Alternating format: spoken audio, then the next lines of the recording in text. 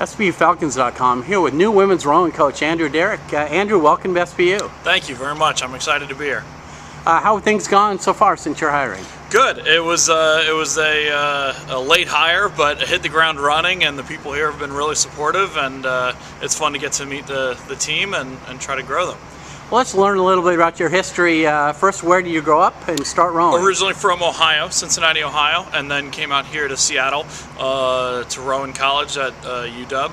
And this is my fourth coaching stint, including Florida, 2 in Oklahoma, and back here to Seattle. Turning back to your college days, what compelled you to come to Northwest, UW, to row? Just a phenomenal rowing city, a great school, great opportunity to be very competitive, and just felt like the right fit. And I'm really excited to be back with a lot of those same things. In college, you had the same luxury that your rowers here at SPU had. The boathouse is right on the water. You just walk the shells out there. How nice of an advantage is that? Very much so. In my coaching career, I've never had that, and I think it's an advantage that you can't really qualify very easily. I think it's one that really impacts the day-to-day life of the student athlete. The shell house becomes a lot more of a home to them, and we have the added benefit of it's also the athletic department is in the same building. So really looking forward to seeing them get integrated with the rest of the student athletes. Your last stop was Central Oklahoma, a program that you built, essentially. How was that process, and how will that help you in here as the Falcon? Sure. I hope that it will help speed the process here. A little bit of trial and error, a little bit of what works, what doesn't. It was a fun process. It was a challenging process. It's something that I'll look back on with very fond memories, and hope to be able to do something similar or exceed here. SPU does have a rowing tradition and had some real success a little while back in the women's NCAA championships. Is that something that you think will help as you build this program? Absolutely. Having the history there is very significant, something that we can point back to. It has been done, it can be done, and that's the goal, is return to the NCAA championships as soon as possible. Rowing is a sport that you don't necessarily need experience to come in. A lot of people are novices or people who have no experience at all come in and do quite well. Even at a program like the UW, there were novices who showed up and became very good rowers. What are you looking for in someone who has no rowing experience but wants to give it a try? What we're looking for is athletes.